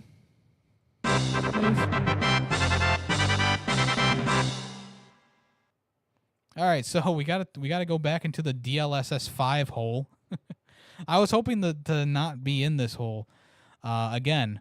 If you don't know, before I took my elongated break from the podcast, one of the last big news things that came out was this DLSS 5 feature with NVIDIA, and it would AI upscale things. And it was like changing physical characteristics of characters and environments and messing with the lighting and all that stuff. And even though I could, when this all was happening, I could see an application for this somewhere, right? But the fact was that it was changing people's hair color and race at times and giving them like makeup and stuff like that, like all these things that aren't a part of the original character. And if you know Grace as a character from Resident Evil 9, you know that she's not like a girly girl type character. She's more reserved and whatnot. And I'm not going to get into all that, but essentially what this DLSS 5 did was yassified her, turned her character into something that was different. And personally, when I go back and think about my, what I said about it, like I stand by pretty much everything I said. The one thing I wish I would have said back then, and I'll say it now because I wholeheartedly believe this, when this AI thing was implemented and it yassified the features on Grace, it just felt like a male gaze going across the scene and being like, she's not pretty enough. Let's use this AI to make her beautiful. And that's another thing that kind of rubbed me the wrong way, maybe in the back of my mind, that I didn't really articulate when this originally came out. But the fact of the matter is like, yes, you are turning this character who has a very specific character design into something a little bit different, not a part of her character in the game, but also like all those tech bros that were on Twitter and whatnot claiming like, oh, this is the best thing ever, this is great, blah, blah, blah. It just feels so disingenuous because there's nothing wrong with Grace's original appearance. There's nothing wrong at all with any of the characters' appearances in the game.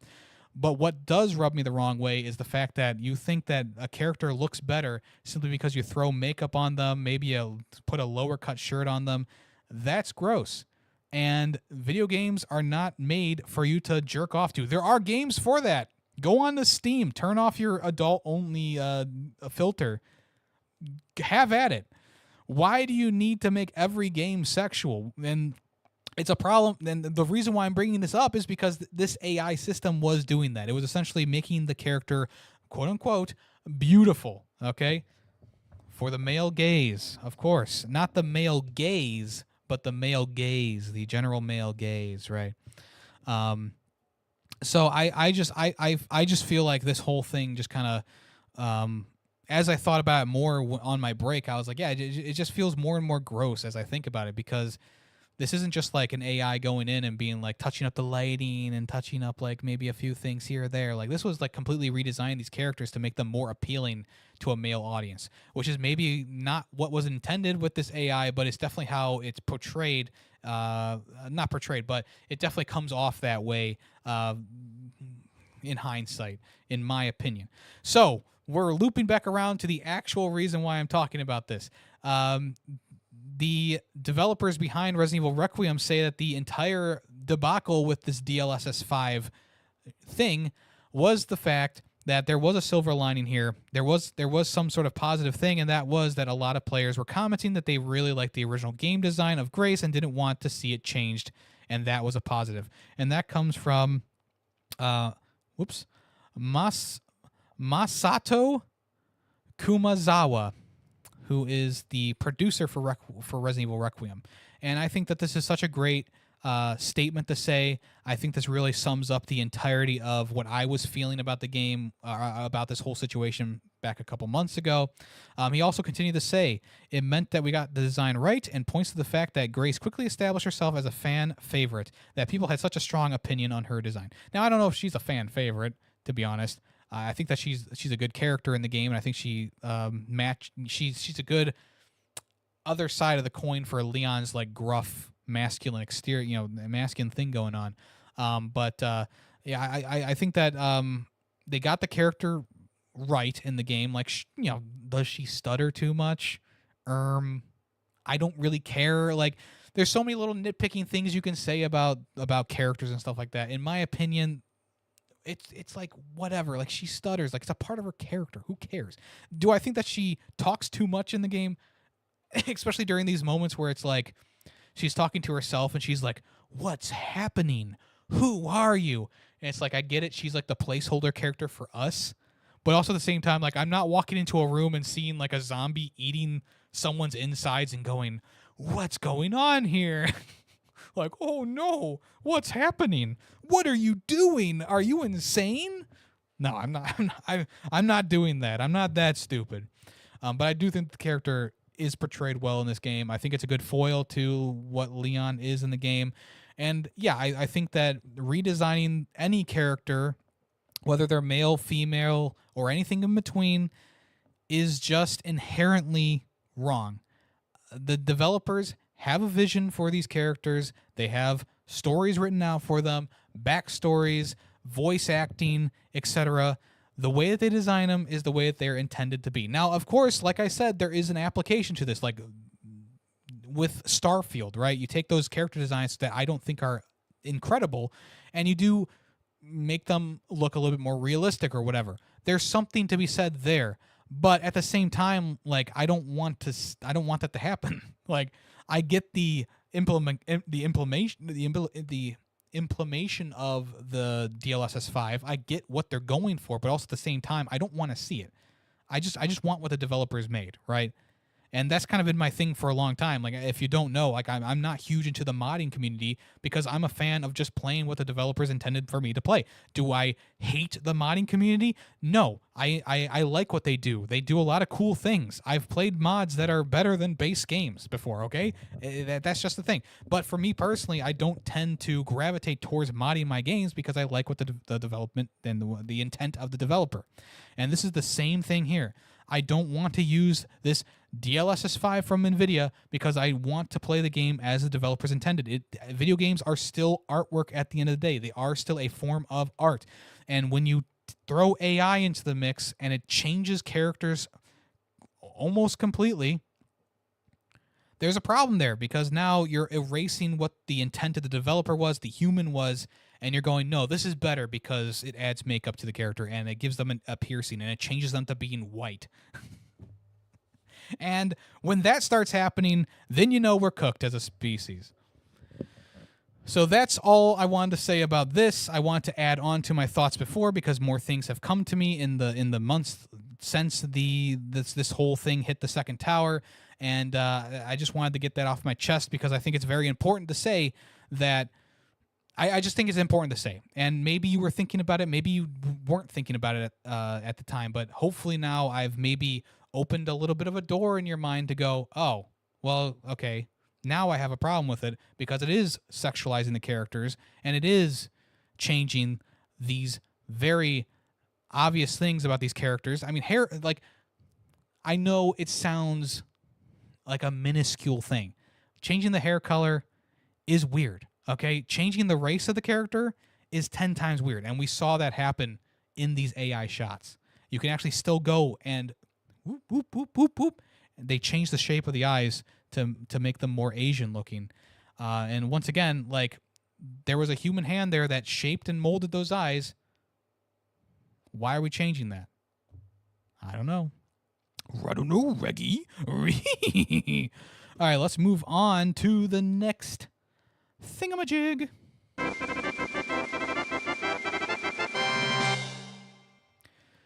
I accidentally put an S on previews, but we do have a preview this week, which is a little bit more rare of a segment here. But Forza Horizon 6 had a lot of details released about it, and if you know me, you know that I'm not huge into car games. I like them to be a bit more arcade. You know, I love my Blur. I love. I did like the last Forza game that was what was it called? It was more of an arcade experience. That's all. That's all. It was more of an arcade experience, kind of driving around like an island or whatever, Hawaiian island. This one is based in Japan, much like the Ed, Edd n Eddy quote that I used to play over and over again, in Japan. But Forza Horizon 6, this is coming May 19th, so it is literally right around the corner here. It is going to be on Xbox Game Pass, if I'm not mistaken. Yes, there it is, Xbox Game Pass subscription. So this game, I believe it's releasing on both Xbox Series X and S, so you don't need to worry about that if you own either one.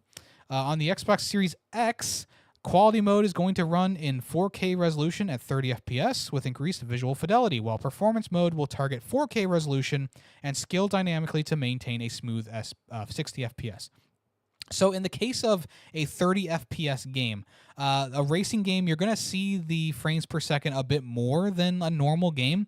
And this is where AI upscaling can actually help a game, much like a Switch 2 version of a game. Sometimes you'll get like that upgrade, that upscaling, which increases the frame or helps make the frame rate less noticeable. I think in this case, you could do that with a 4K resolution running at 30 FPS, because I think the 30 FPS is going to be pretty noticeable in a racing game.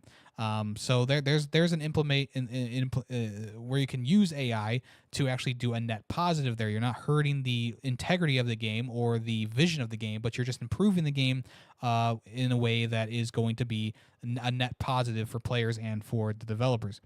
On the Series S, players will be able to enjoy Japan in 1440p at 30 FPS in quality mode and 1080p at 60 FPS in performance mode. And honestly, 1080p in performance mode at 60 FPS is not a bad thing. I feel like that's a pretty good resolution there.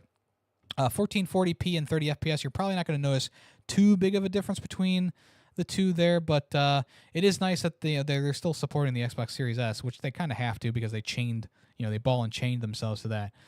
So I think this is going to be a pretty nice looking game, all things considered. Forza Horizon 6 is looking like it's going to be a really fun time. And like I said, it's not like I personally love the Horizon games or the Forza games, but I will say that, like, compared to Gran Turismo, I've always preferred playing the Forza games over Gran Turismo. I don't even own a Gran Turismo game. To be fair, though, I also don't own a Forza game. But I have played more of a Forza game than I have of a Gran Turismo game. And that's just because I feel like Forza, it can be played more like an arcade-style game. It still has those realism elements and stuff like that. But, Gran Turismo is much more for gearheads, right? It's for the people who want that more intimate and realistic experience where you're modding your cars, you're driving them around racetracks for 200 laps or whatever, right? You're doing all that stuff. But so far, I mean, just from the gameplay that we've seen and the screenshots, it looks really good. This is the first Forza game that's in Japan, so that's also pretty cool as well. Also opens the door to a lot of Japanese concept cars and stuff like that. Lots of stuff that they'll put into the game. Hopefully that'll be pretty cool. And also, like, this is going to probably be one of the more visually stunning of the Forza games. I remember a while ago they did a game that was based in the UK, and it was just a very muted and kind of like, I feel like, no hate towards the UK people out there, but a game like this set in the UK, I don't see that being a visually appealing game, right? It's probably going to be a lot of green and brown at the end of the day. But in Japan, you got all these different beautiful trees, you got different sites, you have all these historical sites as well, looped around mountains and stuff like that. Also, it's an island too, so you can probably drive from one point of the island to the other point of the island, which is pretty cool at the end of the day. That's pretty cool. So that is that. But also, we got the soundtrack released for this game. And now you might be wondering, yeah, I mean, what's the point of talking about a soundtrack? And the point of talking about the soundtrack is the fact that this game is including a lot of really fun bands in there. A lot of them are Japanese-based, of course, like Baby Metal. But then you also have these bands that kind of tickle my pickle, which you don't see in a lot of games anymore. Like, I mean, Madden had like Limp Bizkit and stuff like that. And it's like I kind of ironically enjoy Limp Bizkit, right? Like it's one of those bands that kind of has come back around, and it's like, yeah, it's fun to listen to, but I'm not like listening to the soundtrack of Madden like, oh yeah, fucking Limp Bizkit. Like, no, I'm more like, oh, funny Limp Bizkit, right? Break stuff. Anyway, so Baby Metal is getting a song on here, along with a ton of other artists as well. And I'm not going to go through every single artist on here because it would take forever, but there are multiple different radio stations that will essentially go through a list of songs, probably in a random order, that will play while you're playing the game. And yeah, like I said, there's a lot of different brands here. The first radio station is called Horizon Bass Arena, featuring bands like Freitag, Nina Urachi, Daniel Allen, Align, Gray, Milk Talk, Pretty Girl, Fisher, Griffin, Teed, Tourist, Snake Ships, DLG, Young Babe, stuff like that. Then you also have Horizon Block Party, featuring probably more alternative artists and probably rap artists as well. So you have people like Lil Nas X, Slick Rick, Bad Colors, Early Mac, Gaggle, Public Enemy, Ryo, Gaggle, stuff like that. Then we also have Horizon XS, which this is probably going to be the station that I will personally be on, because every single band here, I mean, maybe not every single band, but pretty much all these bands I know, including A Day to Remember, Baby Metal, Sleep Theory, Rise Against, Biffy Clyro, Coheed and Cambria, Linkin Park, Poppy, Snooper, Spirit Box, Turnstile. We got another Baby Metal song here. Coach Party, South Arcade, Teen Mortgage, Bearings, Death Lens, Witch Post. Like, these are all really good bands that I listen to pretty regularly. We also have our Sub Pop records here with a bunch of bands here. We got Deep Sea Diver, Rolling Blackouts, Coastal Fever, Corridor, Gorilla Toss, Kiwi Jr., Taco Cat, Beach House, Nation of Language, Band of Horses, The Foals, La La La La, The Shins, Sprints, Pissed Jeans, and I'm sure that there might be another radio station added in the future, but this is pretty, I mean, this Horizon XS, this is the one that I'm going to be listening to. I mean, there's no Deftones, but what are you going to do, you know? But this fills me with joy, because there's not too many games out there that are going to include this many different genres from bands that I enjoy. If you don't know my musical tastes, I listen to a lot of weird shit. A lot of that shit that your mother would be like, how do you enjoy that music if you can't understand the lyrics? And I just, it makes me feel something. What can I say? It's like, why do you like pop music? Why do you like rap? Why do you like country? It makes you feel something. Well, metal music and heavy metal with screaming vocals makes me feel something. Sorry, not sorry. I'm just being myself, Mom. All right, so we got a couple of things here to finish this out with. Let's move on to a coming soon.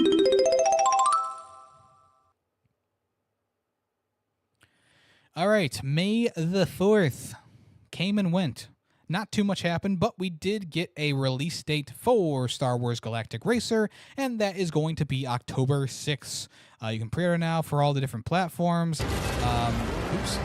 Ooh, sorry about that.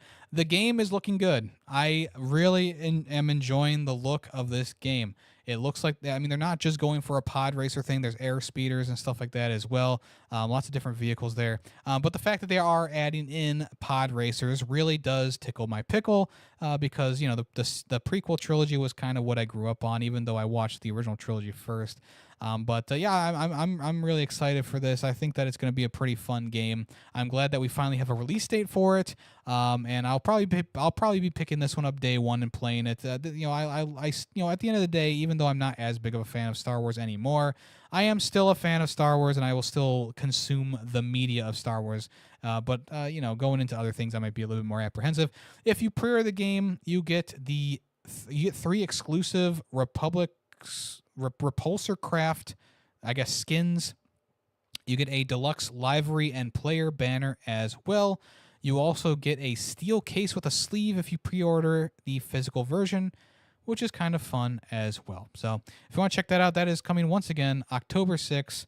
And I think it looks pretty good. I think it looks pretty good. And that it's not just because Ben Quadraneros is in the game or Sebulba's in the game, right? It looks good in general. I think it's going to be a pretty good time. I do want to see a full race, though, and I think that's going to be the next thing we see. Probably closer to the release date of the game, we'll see a full race, and we'll get to really get an idea of what this game is going to fully be about. But as of right now, from the previews that we've seen, I've liked what I've seen, and what can I say? I'm a stupid consumer. All right, we got a little bit more news.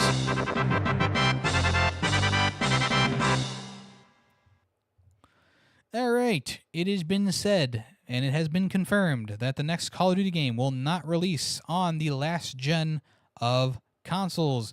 And this is something I did not know, but this is the first time this is happening in 14 years, which is a little bit crazy.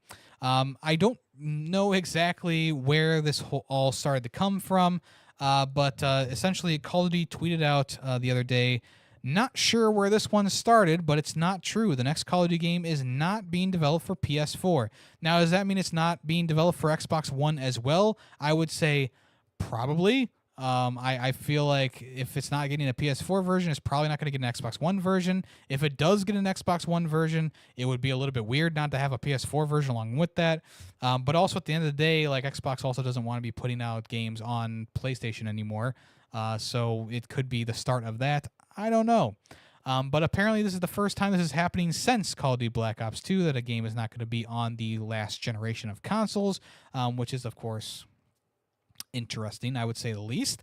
I feel like they should have done this a while ago. I mean, maybe even for Black Ops 6, in my opinion. I don't think the games are being held back from having a last-gen version. Like, I've played all of these Call of Duty games, and I've played them on the latest systems, and they all run fine. Like, there wasn't really a moment where I was like, oh, this game sucks because there's a PS4 version of it. That never really crossed my mind. But I could see it start to hold back the game. It maybe development times get a little bit longer because you have to essentially make a whole new version of the game for these older consoles. That is a pretty big downgrade. Hard to say, but also I feel like at the same time they probably have noticed a decline in players on the older consoles, so they're going to cut their losses and maybe cut a little bit of their development time as well to get next gen consoles of these games. So yeah, I mean, I've said this last time, but I'm probably not going to be buying the next Call of Duty day one. If I do, though, it'll be a spur of the moment thing. I'll just be like, hey, I'm buying Call of Duty randomly. And that's probably what's going to happen. But also at the same time, I don't feel like supporting Call of Duty anymore, like, especially after Black Ops 7. Like, even though at the end of the day, I didn't mind Black Ops 7's multiplayer as much as I did when I first started playing it, I do still think that the game as a whole was just a pretty big letdown. And maybe in the future I'll swing back around, much like I did with Modern Warfare 3 from 2023, and I'll like the game in a couple of years. I don't feel like that's going to happen because the story mode, the campaign, is just such ass in the game. But we'll see. I mean, with the next Call of Duty being a Modern Warfare game, it does entice me a bit more than like if it was another Black Ops game. But I guess we'll wait and see. Anyway, that is that. Call of Duty's not going to be releasing on a last-gen console. Okay. Well, fuck. Coming soon.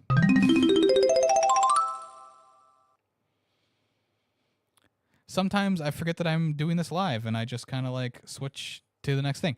So we got 2 new characters announced for Marvel Token Fighters, and they are the Hulk and Black Panther. These are 2 characters who you could see coming from a mile away.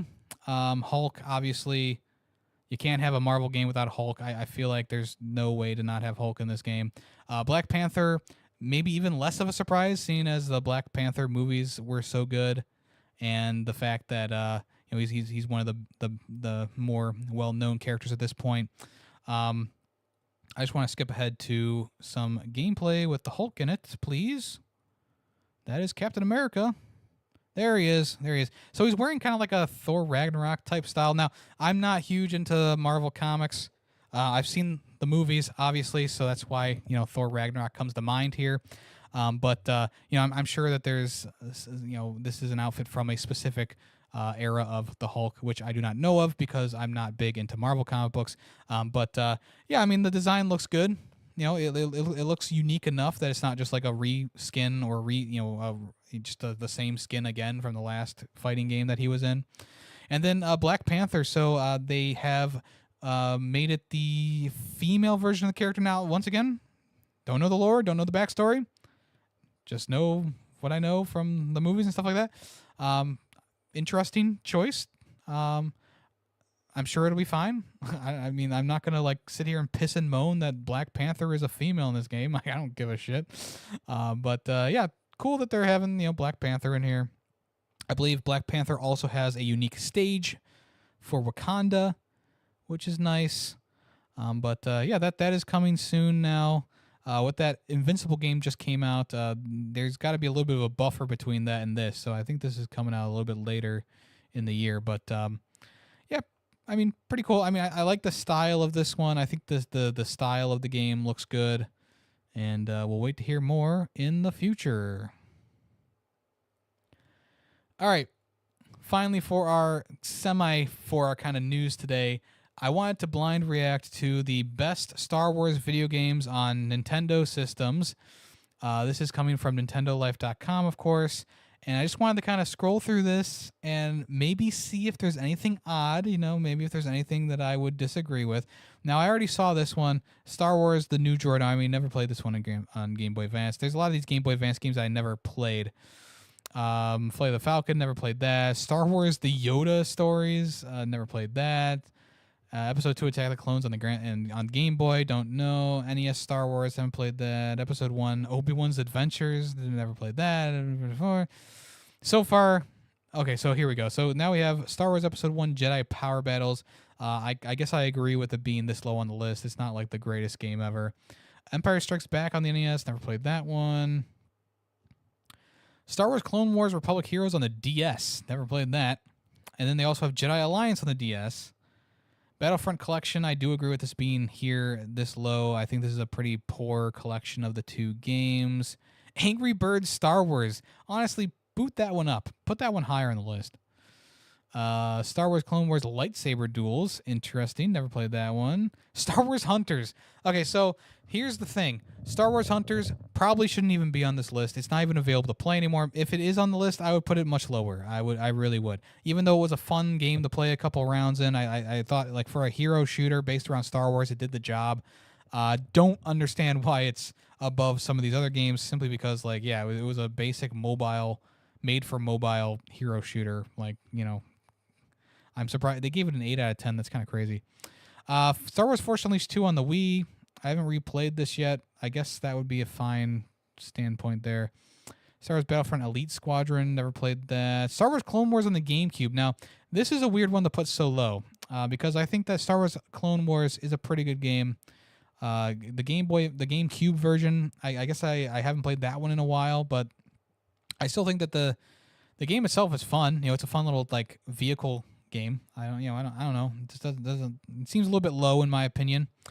This also seems low. Star Wars Bounty Hunter. This is a crazy low game. I know it gets a little bit stale while you're going through the game because it is a lot of the same stuff over and over again. But this is a pretty unique game in the Star Wars universe. I don't see why it's so low at 24.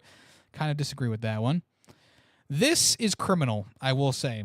Now I don't know if the original version of this game is going to be higher on the list. I don't know if like the Switch eShop version is just worse or whatever, but it's Star Wars Jedi Knight 2 Jedi Outcast is one of the best games of all time in my opinion. It's definitely one of the best Star Wars game of all time. Now, they could redeem themselves if the GameCube version is farther along this list. So I'm going to reserve more judgment until then. Let's go to page number 3, which starts off with number 22. We have Star Wars Jedi Knight Jedi Academy, Switch edition, Revenge of the Sith on the DS, Force Unleashed on the Switch eShop. I mean, you know, this is a fine one to put this high. I don't mind that. Star Wars Pinball. So this kind of pisses me off a little bit. You're going to put a pinball game above Star Wars Bounty Hunter? Give me a break. Give me a stinking break here. It's pinball. Maybe it's the best version of pinball ever. Still, you're going to put it above Force Unleashed and everything else that we just talked about? I don't know. Super Empire Strikes Back. I know that this is a pretty beloved game, so I'm not going to complain about that being up here. Return of the Jedi on the SNES. Another one that's I feel like is pretty well received there. Star Wars Republic Commando being at 16. This is another pretty egregious one in my opinion. Unless the original version of the game, which didn't have the original version of the game, was not on GameCube. But unless there's a different version of this game higher on this list, this seems a little bit low in my opinion. One of the best FPS shooters of all time. It feels a little bit low. It feels a little bit low to me. Super Star Wars on the SNES, sure. Star Wars Knights of the Old Republic 2. I mean, I've never played this one. I'm sure this is a fine placement. I'm sure people would probably say put it higher. This is kind of crazy, though. This is a little bit crazy. Star Wars Episode 1 Battle for Naboo, the N64 game, at number 13. Personally, they did get it right that this is the worst of the Starfighter games, essentially. Definitely deserves to be lower, in my opinion. This definitely deserves to be a little bit lower. When we played it, like, yeah, it's fun. There's some fun things going on. Not like an amazing game, though. Like, good game, not amazing by any standard. I feel like this is a bit of a misstep here. I think it's a little bit too high. Maybe someone's nostalgia coming into play here. Breyer says, those SNES Star Wars games are so nostalgic. Never beat them because they were too hard, but love them, though. Yeah, I wish they would put out, like, a modern, like, collection of them. I think that would be great. Star Wars Shadow of the Empire. I feel like this is a good spot for this. This was a good Star Wars game. I enjoyed this when I replayed it a couple years ago. Starts out with a very classic sequence where you're doing Hoth, and then you're, like, inside Echo Base. I do think that, like, compared to I feel like I would put Star Wars Bounty Hunter over this, and Star Wars Jedi Order, Star Wars Jedi Knight 2, Jedi Outcast. Fuck it, doesn't matter. I would definitely put games above this, but it's a good placement in general. All right, last page here, starting at number 11. Lego Star Wars: The Force Awakens. I will say, this is probably one of the better Lego Star Wars games out there. It has really good graphics to it. It follows the story of The Force Awakens pretty well. It is a bit bloated because it's based around one game. But in terms of like a Lego game, it's not too bad. I actually prefer Lego Star Wars: The Force Awakens over the Star Wars Skywalker Saga that they put out, the Lego version of that. Yeah, I mean, I think this is. I think it's a little bit high, obviously, but for the list that we've seen, it's not a bad placement, but it definitely should be a little bit lower because it is just a Lego game based on one movie. Like, there's not much going on here.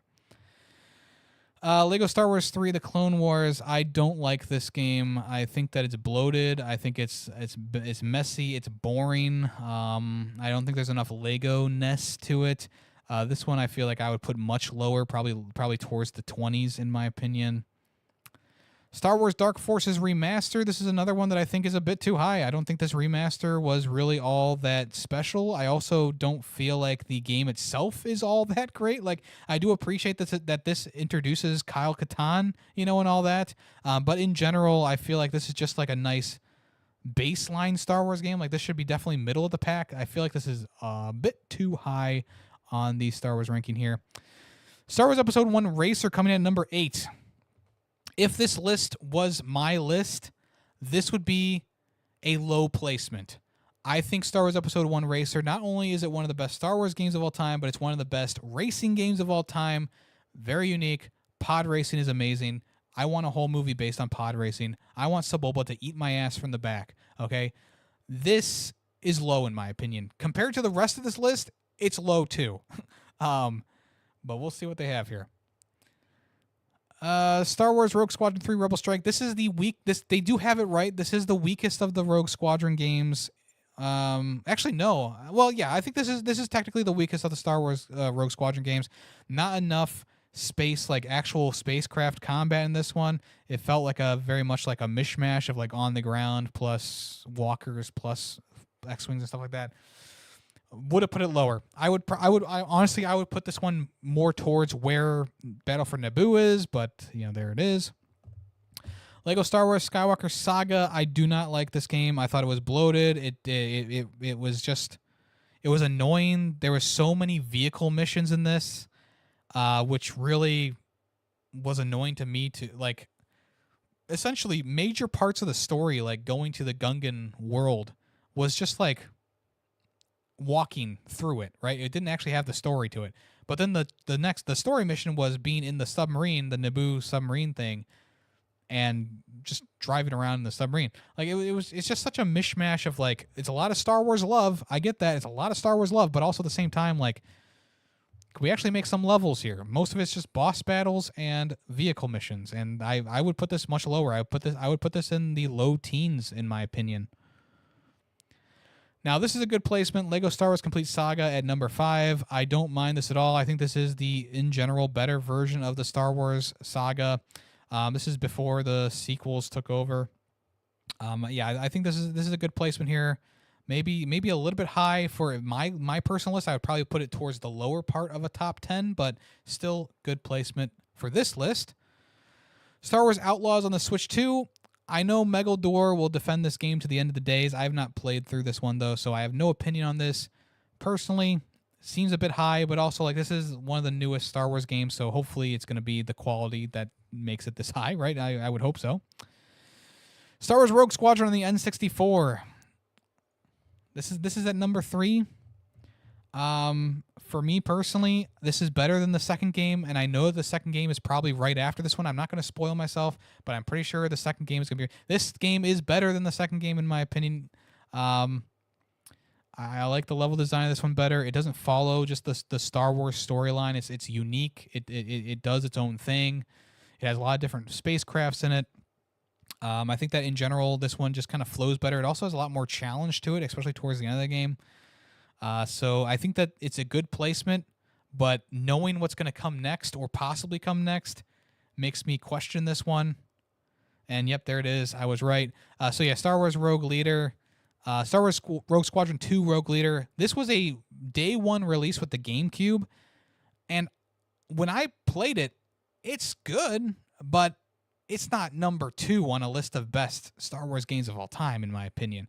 This seems high to me. I would put this one more towards the lower part of the 10s, maybe even outside of the 10s, honestly, high teens. This one, it was good. It was a nice graphical like showcase for the GameCube. But in general, it's short.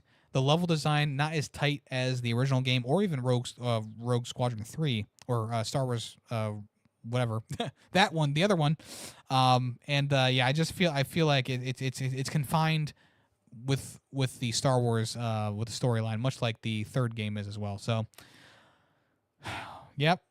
So you might know what number 1 is, but I will reveal it to you now. Star Wars: Knights of the Old Republic. I feel like this is put here simply because if they didn't put Knights of the Old Republic here, they would get dogpiled on to no end. Personally, I've not played this one. But I'm sure it deserves a spot here in the top 5 to a lot of for a lot of people. I am really upset that they put Star Wars. I'm really upset that they put fucking Jedi Outcast at number 23. This is criminals. Jedi Knight 2, Jedi Outcast on the Switch is at number 23. This does not make any sense to me. This is like my definitive, like my favorite, this is probably my favorite Star Wars game of all time. Like I do love pod racing and I do love a lot of those other games that we've talked about. this is the one that I would say is this is like a top 3 scenario. Like, this is maybe top 2 scenario right now for me. They threw this at number 23, and I don't know if it's just because the Switch version is maybe worse than the original GameCube version. I don't know. But at the end of the day, this is an awful placement.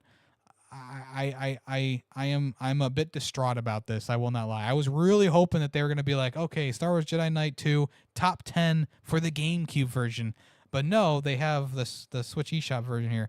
I don't like this placement at all. They say there's poor placing and it's a bit of a slog. I don't believe that. I don't agree with that. They gave this a 6 out of 10. But that just goes to show everyone's different. You know, everyone's different. And I think that this is also a bit criminal here. Like, I can kind of forgive the Clone Wars game being so low, but the Bounty Hunter being so low, that's criminal. This is another criminal one, I will say. This is one that is way too low. I mean, I wouldn't put this in the top 10, but I would definitely put it in like the top 15. Compared to some of these other games that they like, Star Wars Pinball, Star Wars Pinball being fucking 19. Like, that's crazy. That's insane. Yeah. Well, I got what I wanted out of this. I will say I did get what I wanted out of this. So, you know, whatever. What do you think of this list? Let me know in the comments below. All right. Let's go ahead and do our question of the show here. We got a few questions here. Since it was May the 4th, we'll do another Star Wars one. This one comes from General Kenobi, who is in the chat right now. And they asked, what are your expectations for a new Star Wars game? And of course, yes, we do have Star Wars games coming out regularly at this point. I'm going to come at this from a unique perspective. I'm gonna talk about what I want from a Star Wars game that's not based on anything we have right now. So right now we're getting a new racing game. We're getting more third-person action games, right?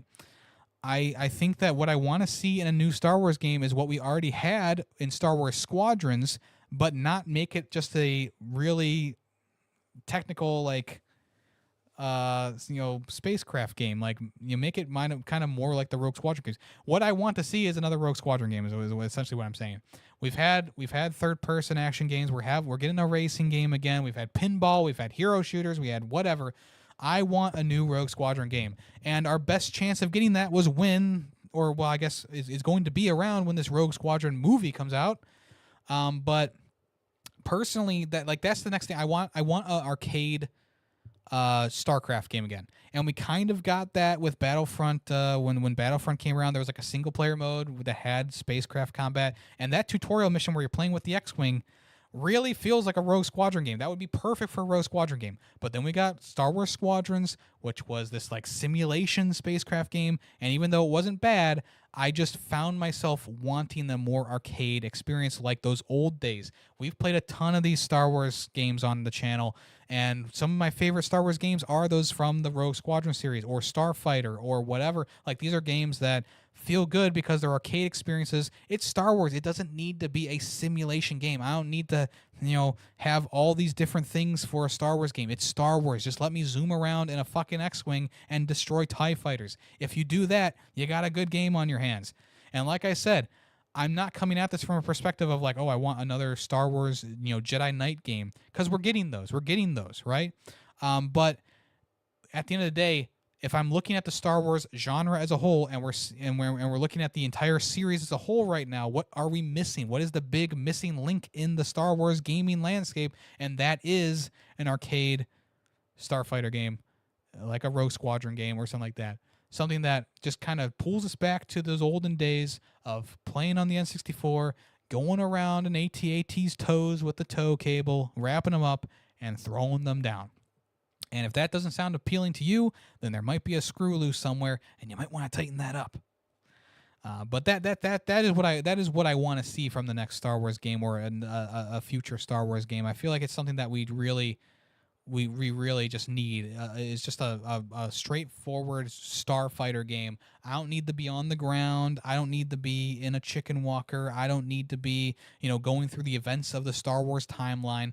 Like, you could make me, like, I know probably some of you are gonna cringe. You could make me Poe Dameron, right? You could make me Poe, but just have it be like a spin-off game that's not associated with the sequels. Just have it be like Poe being a badass in his X-Wing, Like, that's all I need, That's all I fucking need. Just give me a game like that where it's just like you're playing as a badass in an X-Wing. You have give yourself special abilities and stuff like that. You could even make it like a Star Fox game with some open range areas, right? Like, there's so many things you could do with an X-Wing game or something like an X-Wing game.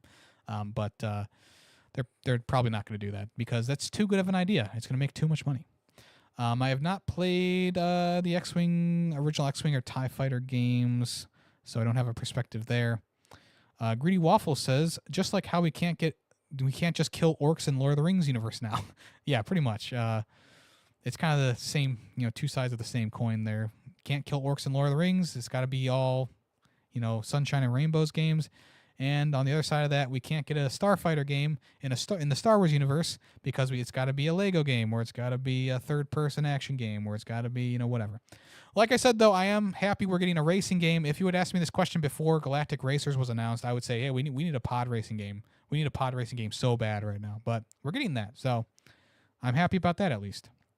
But yeah, I think they've filled their quota with third-person action games with Outlaws, Lego Skywalker Saga, the Jedi Fallen Order series, right? Like, all these things, we got those. Like, we checked those off. We can go back to having a Starfighter game, please. Then thank you. All right, everyone. That is going to be it for this episode. We are not playing Jeopardy today. I did not have time to do that, but next time there will be a new Jeopardy board, so make sure you keep your eyes open for that. We will be doing this podcast on Wednesdays, folks. Wednesdays is a better day for me to do it, as I've spoken about before. So make sure you tune in around 5:30. Once again, if you want to join the show and interact with the show, just be here live. Be here live. If you say something about the topic we're talking about, I will probably read it out. But of course, I am trying to keep my thoughts, going. So, don't be offended if I skip over your comment. Also, don't forget you can join the conversation by being in the Discord, right? Being in the Discord, you can join the conversation, talk to me, or talk about a topic. You can also suggest topics in there as well. Ask questions for the podcast, and also give suggestions for the video game Jeopardy categories, all that and more in the Discord if you want to join that. So, yeah, once again, I will see you guys next Wednesday. This has been another episode of Ferret64. This is our second episode of the live stream, the live show, which I think went pretty well. Was it a little bit shorter than the last episode? Yes, it was. It worked out. Wow, that's pretty crazy. All right, folks, thank you so much once again. I am Yummy the Ferret, and I am out of here. Have a great rest of your week if I don't hear from you. And I'll talk to you next time. Bye, Don't forget to like and subscribe. Don't forget to rate the podcast on Spotify and review it on Apple Podcasts, etc., etc. So long.